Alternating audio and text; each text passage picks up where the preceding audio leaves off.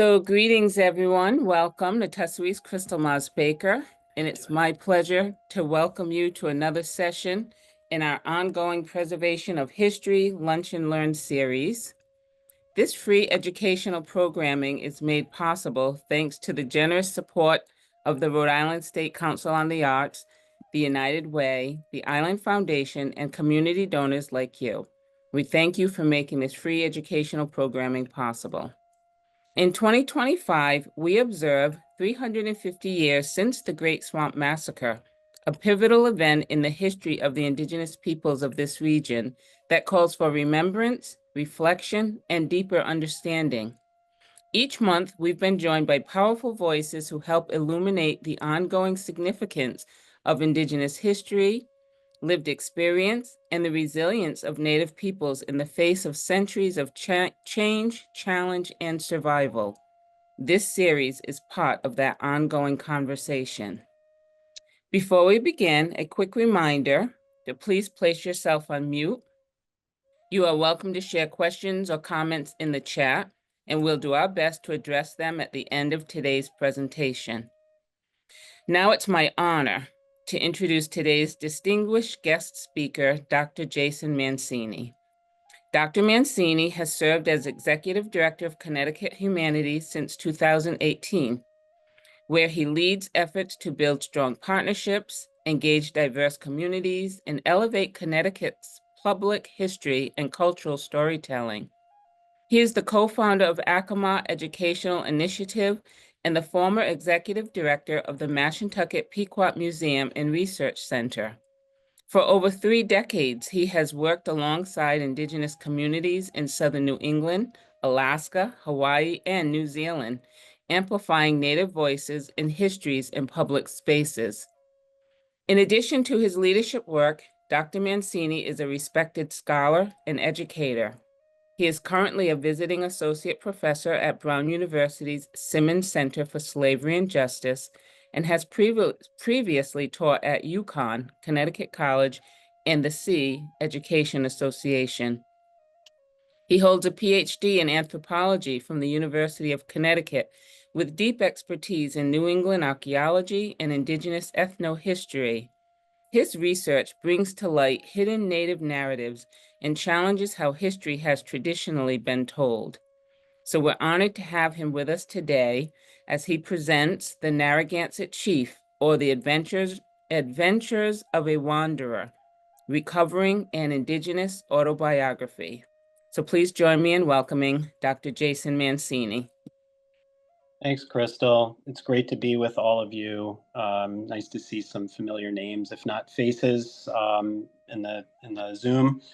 I'm going to share my screen now. I'm in Washington, D.C. On a trip, actually, that's going to involve a visit to the National Archives to pursue additional work on this project. So what I'd like to do is spend a little bit of time orienting everybody towards the roots of this work, which began long ago.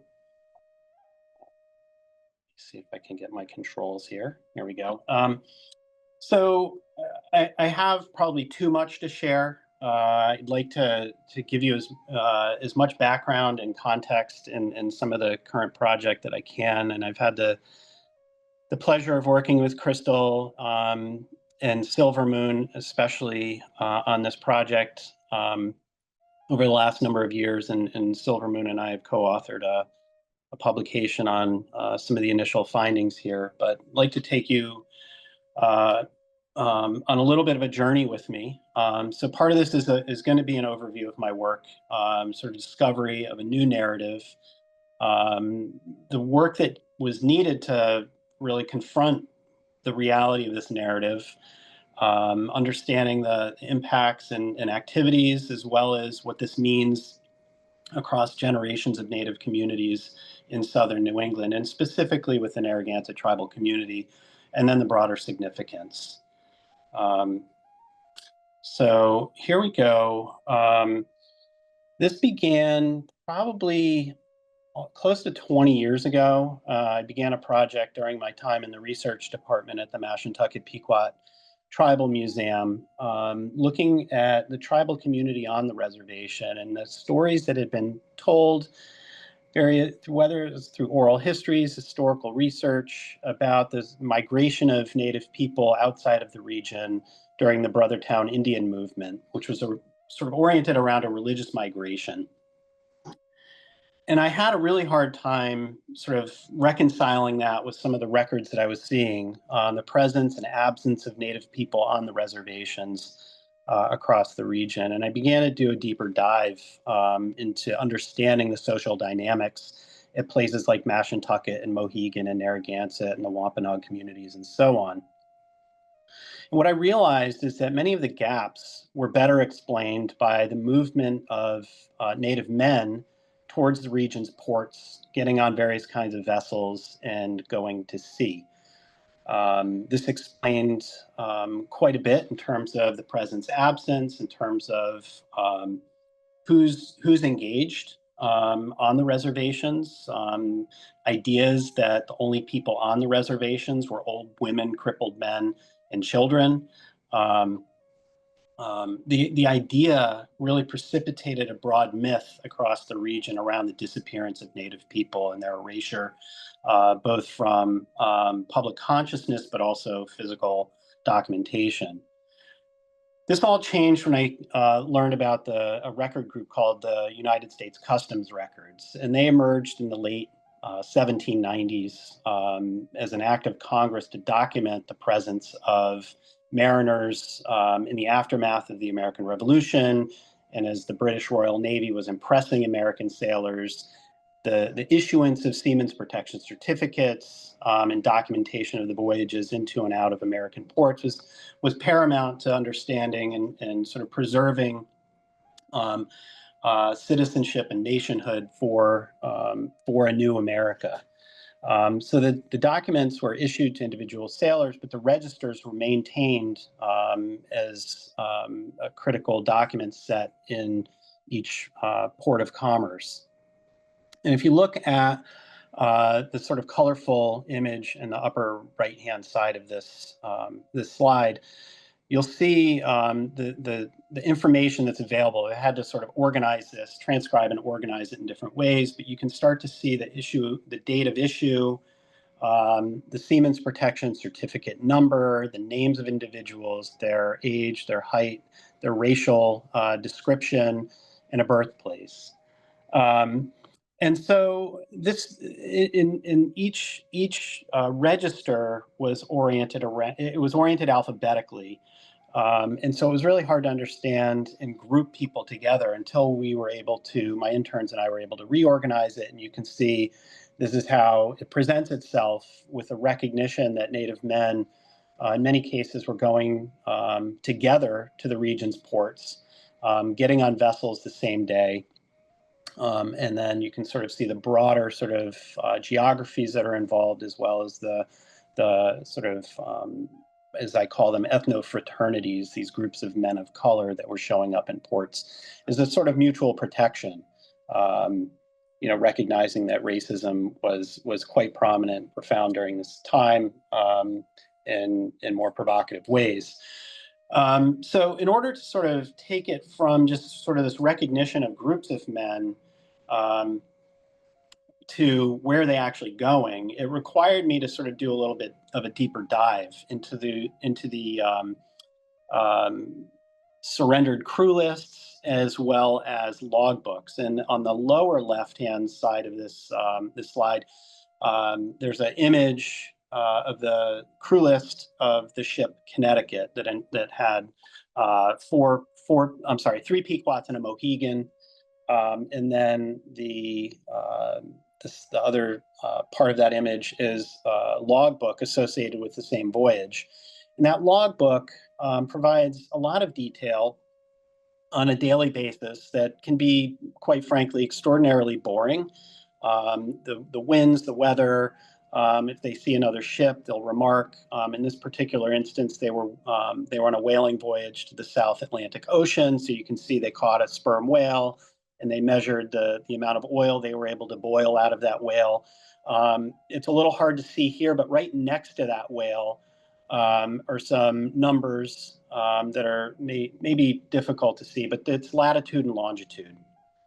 In nearly every daily recording, that latitude and longitude is issued and recorded, and that gives us global positioning. And so on the bottom right slide, you can see I used this and was able to document the entire whale voyage of multiple whaling voyages using Google Earth.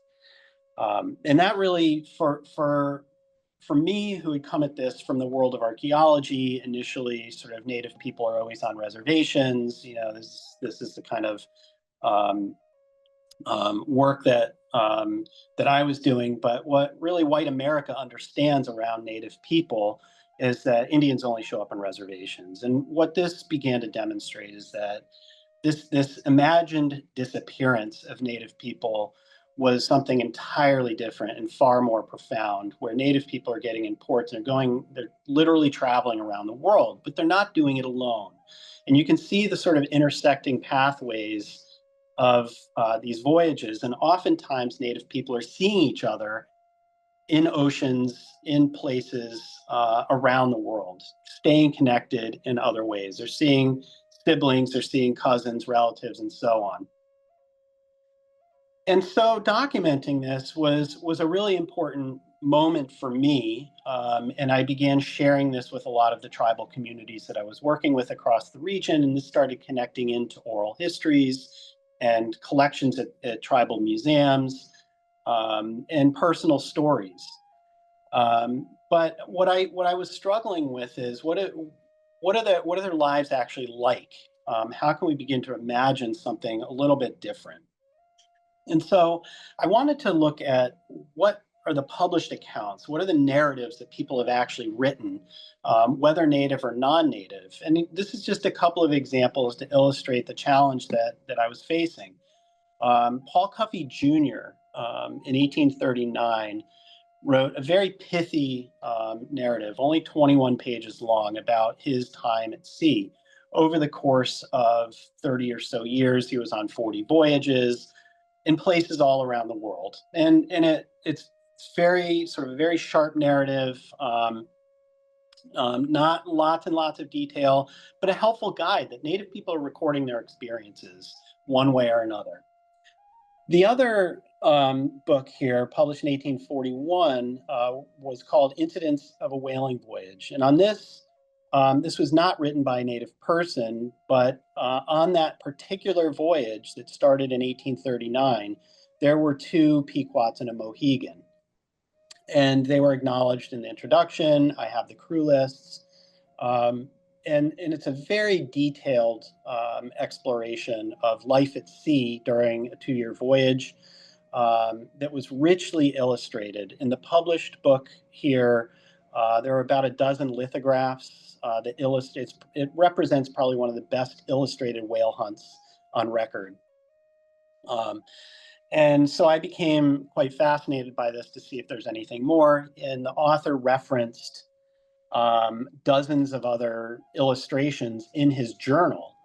And so after a diligent hunt, I was able to locate that journal in Yale's Beinecke Library. And it is quite extraordinary. The really rich watercolors, sea shanties, and so on, that really, even though this wasn't being recorded by a Native person, everything about those experiences were the same experiences that the two Pequots and Mohegan person would have observed and shared.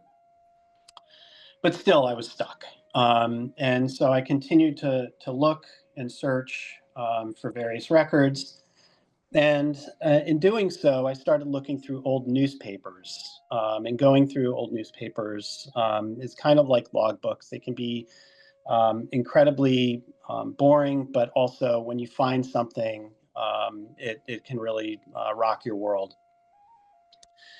And so I found this yarn, I'll call it, a newspaper article that was published in 1931 with the title, Old Manuscript Tells of Lancing the Pirate, and goes on to detail in much more text than what you see here, the story of Charles Lansing, who is a Narragansett descended person who was a mariner, who had been on slave ships and was a pirate, and so on. And so, in the suggestion that this was never published. And so I searched high and low. It came from Dodge City, so I wanted to see if I could locate this at historical societies somewhere in Kansas, and I couldn't find anything. And so I spent a bit of time frustrated by this, but also presenting my interest on native mariners and pirates and so on. And as I was presenting this content on the Indian Mariners Project at the New London County Historical Society, it was attended by one of the Mohegan elders, Faith Davison, who had encyclopedic knowledge of publications and tribal community histories and so on. And she asked me if I'd ever heard about a book called the Narragansett Chief. I said no. And it turns out that once I went home, I searched on Google Books, found it, digitized, and read it. And everything that was described in that 1931 New York Times account was even more spectacularly illustrated from a publication a century earlier in the Narragansett Chief. So it turns out that this newspaper article that said nothing was published, it was published, and it was published with this title, except it was published anonymously. So for many years, I tried to understand this connection, and I finally found it. And this was sort of the break. So let me just share with you for a minute some of the facts of the book and sort of give you a sense of how I built this connection and I'm continuing to build this narrative. So what we do know is the title, the author was anonymous in the publication. The advertisement and the editor was somebody named Isaac Pierce. It was published in 1832 in New York City, published and printed, I should say, and entered into the Library of Congress records in mid-June 1832. Across the 200-page book, the author, even anonymously, refers to himself as Charles, but no last name. And then deciphering the contents of these 200 pages was a real challenge because there is not a single date aside from the title on the title page of the book. There's only names, vessel names, and events. So deciphering all of this in the context of expansive history was the real challenge, and I'll take you through this. The biggest challenge here, though, was that the Library of Congress designated this as a work of fiction, and it's been treated as such ever since. So when I read it the first time and subsequent times, there was something that just struck out at me as there's something truthful, there's something valid about this. If it's provable, I should be able to do that by looking at other records. So first of all, who is Isaac Pierce? Who is the person that's credited with authoring this fictitious book? So-called fictitious book. It turns out he was a New York City-based abolitionist. He wrote in different anti-slavery or abolitionist journals. You can see some of the names here. He was heavily involved in this work. Charles Lansing and Isaac Pierce almost certainly found one another through New York's anti-slavery movement, given that also Lansing moved fairly frequently in and out of New York City on various voyages. The connection to Pierce here in the actual narrative is through his grandson, Walter Pierce. That's where the manuscript was found, who was living in Kansas, and then reported through the New York Times. So the question around whether the narrative is authentic, Pierce describes in the advertisement in the front of the book with quite a bit of detail. I'll just read a part of it here about the mysterious stranger. For he does not wish at present, for reasons rendered sufficiently obviously in the sequel, to give his name to the public. He claims descent from a noted chief of the Narragansett tribe of Indians. He goes on to give some rationale about why he wanted to write this book, and then the efforts that Isaac Pierce went through to sort of prove parts of it were true, so that he could put it out into the world. So if there are these claims of anything being false, there's an opportunity to prove that. So I undertook this challenge and began a 20-year journey into the archives. Now, first of all, why was it anonymous? One of the challenges that is in that advertisement talks about in all the things in the sequel of why. It turns out that Charles Lansing did a lot of illegal things, including counterfeiting and horse stealing. He was on a pirate ship. He deserted the U.S. Navy. He was involved in a mutiny on a whale ship. He did a lot of smuggling in different places. He killed somebody as a young man. And then one of the things that I think was most egregious for him is his service on a slave trip. And while on a slave ship, I should say. And while that particular voyage was not in and of itself illegal, he had a real moral reckoning with it as he was tricked to being on this voyage. So I'll get into that in a little bit. So building that timeline, one of the challenges here, as I mentioned, there are no dates in the text. Across those 200 or so pages, he was on approximately, he was involved in about 36 major events that I could use to sort of understand and build a timeline. This involved 31 voyages to 20 countries on 5 continents. I'm just sort of listing, I'm not going to read this out here, but this is just an example of the kinds of things that were just little breadcrumbs in my search for clues. And then the things that you could actually find dates around, like he talks about the conflict in Haiti between Christophe and Dessalines. You can put a date to that. The Indian boys from the Sandwich Islands. I think I have it on the next slide.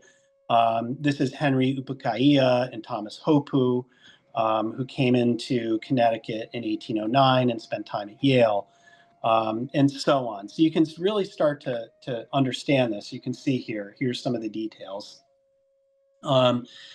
His time with President Fitch was a reference to the American Board of Commissioners for Foreign Missions, and during which time Native people were being trained to go into missionary service in places around the world. He talks about cattle fair. This is one of the earliest in Berkshire County. And then, of course, counterfeiting with a son of the famous Stephen Burrows, who is known as the Prince of Counterfeiters to American authorities. So where did I have to go to do this? Different places at the National Archives. Again, I'll be there later today. The British Archives, the U.S. Naval Academy, New York Public Library, Charlestown Land Records, Sir William Johnson papers. And since Silver Moon and I have published this essay, I've found newspaper accounts with interviews of Charles Lansing that give even more detail, proving that this is in fact a valid and true documentable narrative. So before I got to that, though, my first really solid evidence was from in the last 5 pages of the book. Charles Lansing talks about getting on board the U.S. ship Guerriere in Rio and then going into the Pacific Ocean. So I figured, okay, if this is going to have any veracity to it, I should be able to go to U.S. Naval Records for the ship Guerriere, Commodore Thompson, and get into the crew lists. And sure enough, I did. And you can see in this image on the left-hand side, highlighted Charles Lansing, ordinary seaman, and then some of the details of when that happened. So that was the sort of first time I could actually triangulate that this was in fact this is no longer fiction. So how far can I go to prove that this narrative is true? And what does it mean in terms of Indigenous voices that are now, that we can now really sort of understand and interpret their experiences? I went on to the New York Public Library and was able to find the logbook for the Guerriere that then continues to validate Lansing's time on this 3-year voyage, as well as some fantastic watercolors of the Guerriere itself. So I just want to sort of talk about a couple of other moments. There's so many things, but see, these are some of the initial efforts at sort of sleuthing this out.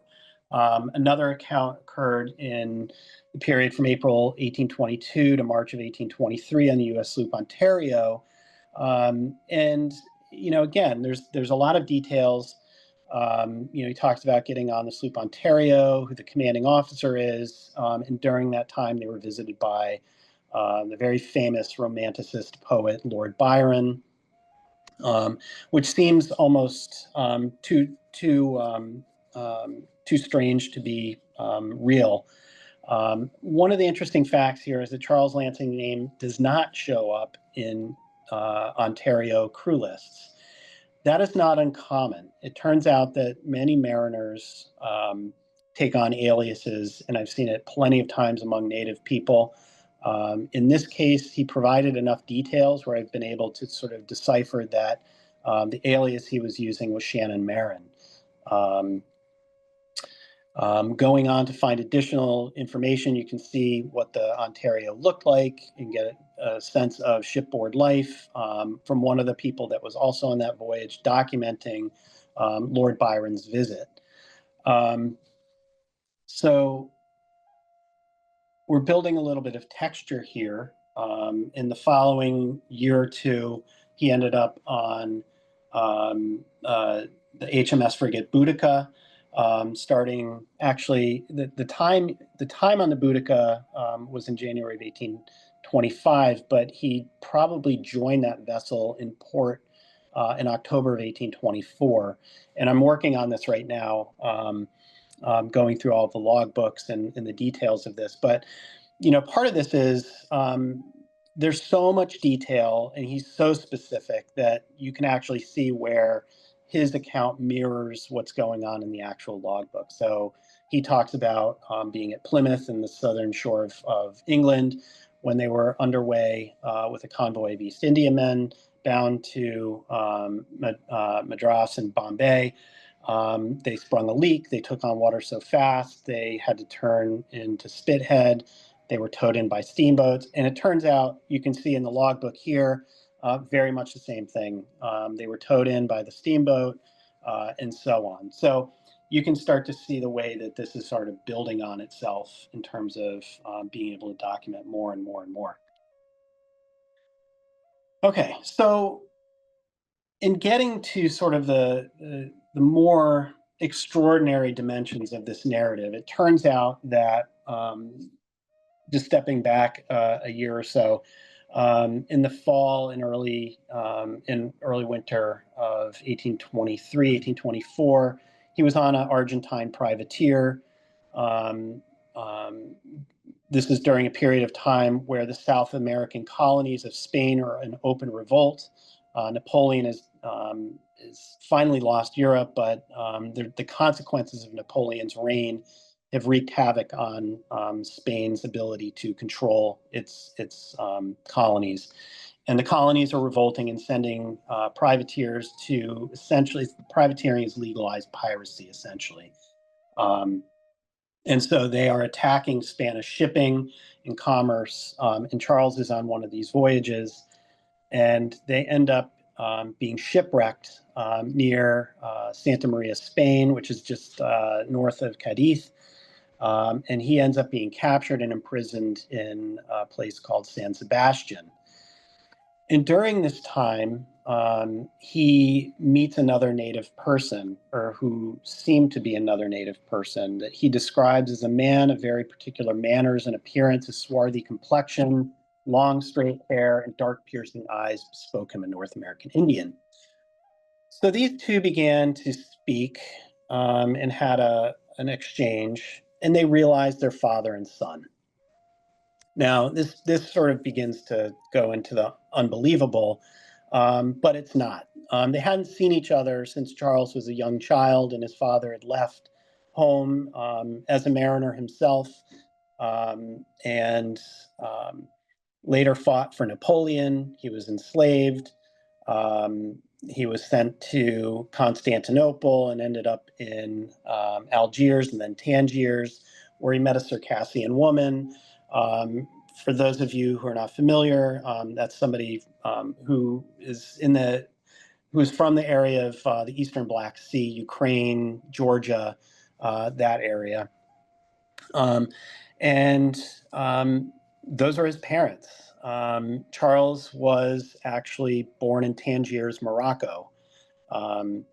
So the details of this conversation are quite long. I won't get into all of that here, but there is this sort of detail of his life where he's commissioned to go to Congress to reclaim land that was owed to him and his family. And that's a clue. That's a reference more specifically to the November 1794 Treaty of Canandaigua, which involved the different tribes that fought on behalf of the Americans, and the details of that were a pledge by the United States Congress to issue land to folks from those tribes. So starting to build a narrative of not just who Charles is, but who his father is. And eventually, as his father explains, a little bit more about his grandfather, the Narragansett Chief. So he learns about his roots and his Narragansett grandfather, but a lot of questions remain. Who is this person? And what time period did he live? Because now we're going into secondhand, thirdhand details and information. So questions I had thinking about this, and for those of you who may be familiar with Indigenous histories, is this something to do with Eliezer Wheelock's school, the Moors Indian Charity School? Is it part of that Brothertown migration that I mentioned? Is it something to do with New Stockbridge as the Mohicans were being pushed out of their lands in Western Massachusetts and into New York? Is there an Oneida connection? I believe there is. This definitely has something to do with Haudenosaunee homelands, specifically in reference to that treaty I just mentioned. The details of the grandfather's narrative talk about disturbances on the western frontiers, which puts us in an area in Ohio, in which he describes a defenseless village that's burned, people murdered and plundered, and a reference to a Captain Boltworth, which may be a reference to the Battle of Fallen Timbers in the Northwest Territory. So a lot of questions remain, but these are, I'm sharing with you part of my process for understanding who this is. And to get at some of that detail brings us back to Charlestown, Rhode Island, and why this is all happening in the first place. How is it that we have this sort of Narragansett chief that's all the way out in Ohio country?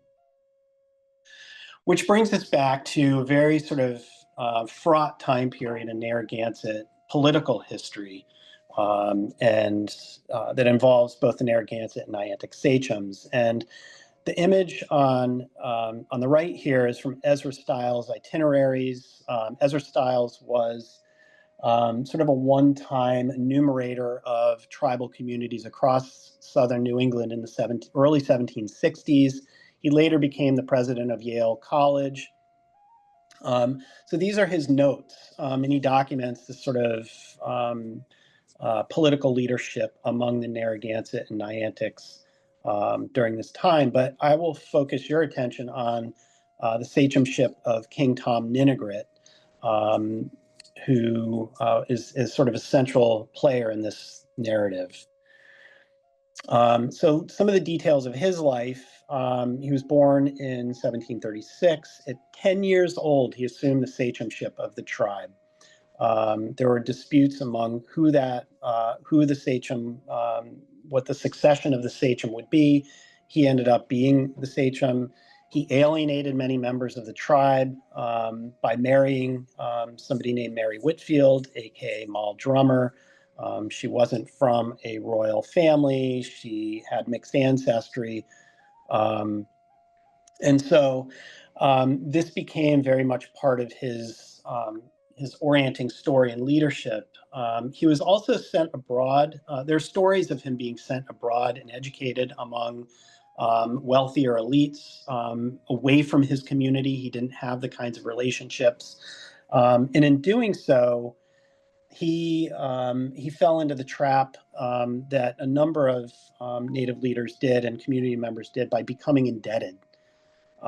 He lived a very luxurious life, is a quote king or sachem, and the way that that he was dealing with sort of his indebtedness and the claims of his creditors was to sell land. That's the one thing that he had access to that, with the stroke of a pen, he could sell. And so between 1758 and 1769, he sold 54 parcels of land that amounted to almost 6,000 acres of land. And you can see on, I don't know if you can see that, if that bar is blocking it, but maybe that helps. You can see the parcels by year that he's, and the total acreage that he is losing. And he's doing this without consultation of tribal leaders. He's doing it without letting tribal members know that their land is being sold out from under them. It was devastating. And so there was a reconciliation that needed to happen.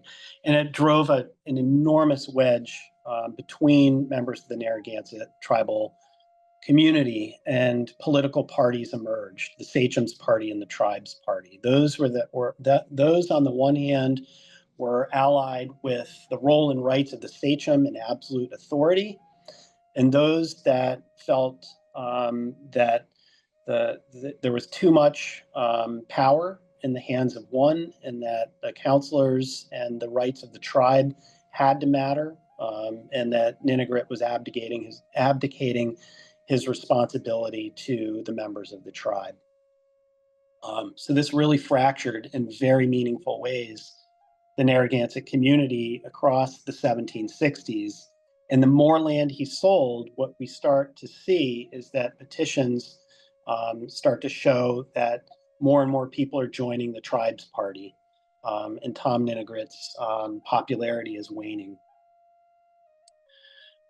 But in and amongst all of these land sales, he makes only one to another member of the Narragansett tribe, and that's to William Sachem, who's another member of the royal family, and Tom Ninigret's uncle. And in this document here, it's in the Charlestown land record, you can see, if you can actually read this, I'll just quote a part of it here. In consideration of the love, goodwill, and affection I have and do bear unto my beloved Uncle William Sachem, he transacted 181 and a half acres to Sachem, his children and grandchildren. In subsequent accounts, William Sachem mortgages his land. You can see some of the details of his life. He's one of the 5 counselors for Thomas Ninigret. Over the course of this period of time, 2 of them die. 2 remain active in tribal affairs in Charlestown. But when Tom Ninigret dies in 1769, the counselors have to settle his just debts and his estate. And William Sachem refused to sign the final deed transacting King Tom Farm. And this really upset the political leadership in Rhode Island. He gets into a couple of transaction of his own property. He shows up in other records in the late 1770s, but then disappears from all tribal records. In going through this process, I've also eliminated, this is in many ways, this book is a project of elimination. Being able to eliminate 77 other Narragansett men as possibilities for who the Narragansett chief was leaves us with William Sachem. And so William Sachem is the one who migrated to the west and built his life in Haudenosaunee homelands and so on. So this is part of sort of a multi-generational effort to sort of pull more information out of this new text. And there's still a lot of work to do. I don't know the name of Charles's father yet, but I have many pathways looking at the way he was educated among the white elites in the New England seashore. Let me just turn for a moment to the significance.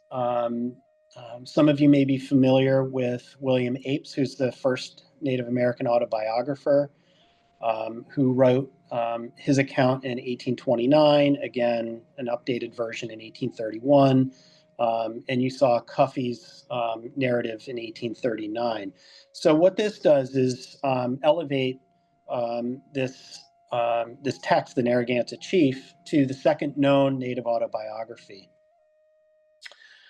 It's also among the earliest abolitionist narratives. It was published between the founding of the New England and the New York Anti-Slavery Society, and his account of his time on a slave ship was so profound. I may share a little bit of it with you in a moment. Was so profound that I think it was a precipitating event that caused him to write this narrative. It documents 3 generations of Native family.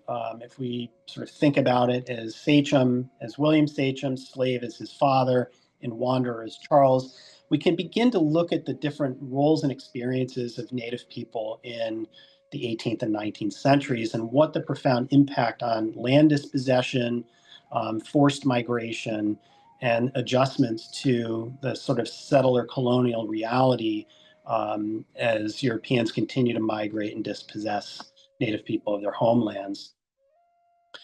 One of the things that's so illuminating about Charles Lansing's narrative is that you can sort of see both the rise and increasing fall and dissolution of empire. References, whether direct or indirect, to the British, American, Spanish, French, Russian, and Ottoman empires coming and going in the span of these Native experiences. We've never really been able to put all of this together, but in a 25, 30-year period of Charles Lansing's life that he talks about, we learned something entirely new. Native people are not just idly sitting on the land. They are global citizens. They are experiencing things in ways that many of us have never imagined, and they're part of it. And just to give you a sense of some of the things, some of the events that are sort of shaping his own experiences and those of his ancestors, I won't read through all this, but you can see sort of the empire and resistance. I think one of the more interesting things for me are the black markets, the borderlands, and the international waters, where so much of these histories are taking shape and rooted, that they're not typically documented in the histories of colonization and empire. These are the sort of interstices of history, and where I found so much more and so many more exciting stories from his time in Quebec and Lower Canada, his piracy, his time on a slave ship, and then in the early days of post-Louisiana Purchase in New Orleans, and so on. Let me see what I've got here. So as I think about some of this, the blind spots and loose ends, stitching this narrative together is challenging. So, these are things that I continue to reflect on and will continue to explore. So what is the connection to Stockbridge or Mohican? He's raised in Western Massachusetts. And it's very proximal to Williams College, where he goes to be trained for missionary studies. Where does cultural identity fit into this? He identifies himself as an Indian. He's identified by outsiders as an Indian, but he doesn't come to understand his tribal identity until much later when he meets his father. So in many ways, as I've said, he's sort of a man without a nation and an Indian without a tribe. The aliases figure into this in many of the ships that I've been able to document him on. There's different names. The role of women. I've talked a lot about men so far, but women are the big question here, especially when it comes to cultural identity. When Charles's grandfather, the Narragansett sachem, leaves his homelands and goes to the west, to Haudenosaunee homelands, that becomes a marker for the role and rights of women, the matriline, clan mothers, and who his father is, because his father would no longer be Narragansett. His father would be whoever his mother's tribe is. And if it's Oneida, then his father is Oneida. And we need to be looking for records in Oneida homelands or associated with Oneida community members. Where was his father educated? Can we find prison records? Charles actually is not just imprisoned in Cadiz in Spain. He spends a period of time in Morro Castle prison in Havana, Cuba. He's imprisoned again in Venezuela for a period of time. These are part of international politics, and he's often able to secure release by agreeing to just be a mariner on that nation's ship. He spends a bit of time in Brazil, so I'm looking into that. Always trying to find this original manuscript, and of course, the book is published in 1832. I have no idea where he goes after that. He becomes sort of a ghost. So lots of questions. The scale and scope of this story are so global that it's not possible for me to ever find everything that's going to come out. And so it's incumbent on sharing this story as far and wide as possible. And that's what Silver Moon and I did with our essay, is to invite other people to investigate this and share it as well. And so we'll see where that goes. Chrystal, how am I doing on time? We are about 10 minutes for some Q&A if you want to continue, or let me go through a couple more slides, sort of just to give folks a sense of what I'm exploring now. So let me bring you to New Orleans. He goes to New Orleans during a time when it's just left being the status of a territory, becoming a new state. It's fairly lawless. The Lafitte brothers, Jean and Pierre, are known for their piratical empire. In fact, Charles talks about his time on a vessel that's leaving New Orleans called the Governor Griswold, and they are taken over by a group of river pirates that are clearly associated with Jean Lafitte as they're heading to Havana. So I'm looking into that. His work, counterfeiting, horse stealing, and what I've come to learn about spying in Lower Canada with the Burroughs family. That's been sort of a interesting and inspiring experience, and sort of another cat and mouse game going on during this sort of time in northern New England and Lower Canada. Looking into his time and detailing his time in Greece with Lord Byron. So he doesn't meet Lord Byron once, he meets him twice. So I mentioned the time he was on the Ontario with him. Lord Byron gets involved in the Greek War for Independence in the early 1820s, and ends up going to this right here, if you can see on the screen, where I'm circling, that's the Greek Ionian island of Kefalonia, which is a British protectorate, where Lord Byron ends up securing his own army. So when you hear the phrase warrior poet, we're talking about Lord Byron. He fought on behalf of the Greeks, secured his own army of Sulio warriors. You can see here. This is the last known image of Lord Byron. He was only 35 years old there. He kind of looks like an older man, but so working on that and stitching that story together, as well as Charles's time on the HMS Boudica, as he took an 8,000-mile voyage to South Asia during the First Anglo-Burmese War, and some incredible details there. So exploring that now. And then just to wrap up, for those of you interested in reading a little bit more and some personal narrative by Silvermoon, we published sort of an initial essay on this through Mystic Seaport's Main Sheet Journal. You can simply Google Main Sheet with our names, or look for the title here, and read up a little bit more on those details. And that's Silvermoon's extraordinary artwork throughout. So I am happy to end there. Thanks to all of the folks who have contributed to all of this. Faith Davison and Tall Oak Whedon have been sort of my angels on my shoulder that have sort of inspired and informed this work always. But I can't ever do all of this alone.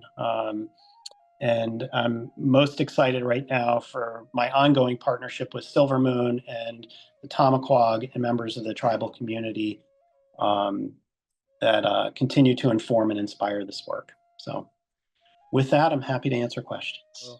Kim says, thank you for this. Can you talk a little more about your work to have this publication reclassified from fiction to nonfiction? Are there ways that this sort of intervention encourages equitable access, reparative description knowledge, sharing, indigenizing work at cultural heritage institutions? Thanks for that, Kim. So what I did so far is I reached out. So there are 35 known books in existence that I've been able to document. I own one. I was able to find one, but all the others are at academic repositories. And so I sent a note to all of them to share this, to share Silvermoon and my work, and to let them know that they should both reclassify, but also seek to protect this resource, because as we move it from fiction and nonfiction, I think it's going to suddenly have a lot more value. And so it has since been changed, as I've seen, but I'm also not a librarian. So Kim, I would love to talk with you about other kinds of interventions, and more specifically, the descriptive work that needs to happen. But if there's anything that I can do to support or guide how that should be managed, I'm all in, as you know. All right, I've got it. So Kay Freeman asks, can you speak more about Charles's experience on the slave ship? Yes, you can certainly read that in the essay. So part of that I'm still working on. What I've been able to decipher is that he was, through his own words, he was essentially tricked to being on the slave ship. They weren't told what they were doing until they were already out at sea. I think one of the challenges for this experience, and one of the purposes that he wrote about it so heartbreakingly, was that it's one of the few documented, in fact, it might be the only documented account since 1781's Zong massacre, in which living slaves were thrown overboard to escape capture. Charles documents that. I have been unable to find any other example. This was sort of, if some of you remember the movie Amistad, it's dramatically showed there. But I haven't been able to find an account that's so extreme as the one that Charles relays. Dozens of African peoples just thrown overboard and purposely drowned. And so he was so broken by that, that I think the connection to the Zong massacre and the significance of the Zong massacre. It is the culminating event that ended the British slave trade. And I think that the hope was that it would precipitate an end to the American commerce of African peoples and enslavement of African peoples. You can read a lot more in the essay, and certainly go to the original document. But there's you can see how it broke him, and he talks about the discriminatory and racist behavior of whites towards people of color, including himself, and it really shapes him profoundly.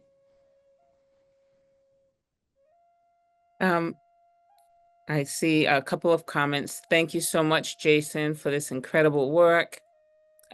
This was fantastic. I sat in on a talk you gave at Brown several years ago regarding Chiefs of the Sea. And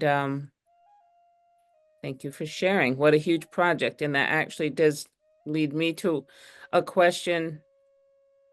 Where do you think your research, what is your hope for the end result of all of this amazing research that you're doing on this particular subject?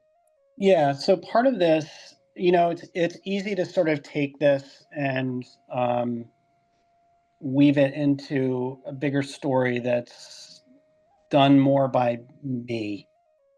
And so I don't want it to be that. And this is really part of why I've spent time reaching out, working with Silver Moon and with the Tomahawk, because I do think that this needs to be informed by contemporary voices as much as it's informed by the sort of voice from the past. The other thing that I think for me, is really important. Charles Lansing writes 200 pages, and he's so eloquent. And there's so much about his preserve. And so what I want to do is offer as little intervention in that text as I can, but only to contextualize. He doesn't always see why he's in a place or what else is going on in the world around him, but he has these observations that are lived. And I want to elevate that and give it more texture, so that we understand why he's in a particular place and what else is shaping his experience. And as I'm building this book project, there are large blocks of text that are just him talking, and I don't want to eliminate that. I want to honor that, and I think people need to see that because he does have a very powerful voice. Thank you. Thank you. We have reached the top of the hour. Sorry, folks, if you had questions that we didn't have time to answer. But I want to thank you, Jason, very much for this engaging and enlightening presentation. And there are a lot of more thoughts in the chat as well. Today's session has been recorded and will be available on Tomahawk's YouTube page in the coming weeks. So please feel free to revisit, share it with others. Thank you to everyone who joined us today. We hope that you'll join us again next month, August 25th, with our guest speaker, Chris Newell, who's Passamaquoddy, and he'll be sharing a presentation entitled Indigenizing Modern Education. Please stay connected, follow us on Facebook and Instagram, and visit our website for updates on this series and other upcoming events. I hope you all have a lovely afternoon, and Pish Kanash. See you later. Thanks, everyone.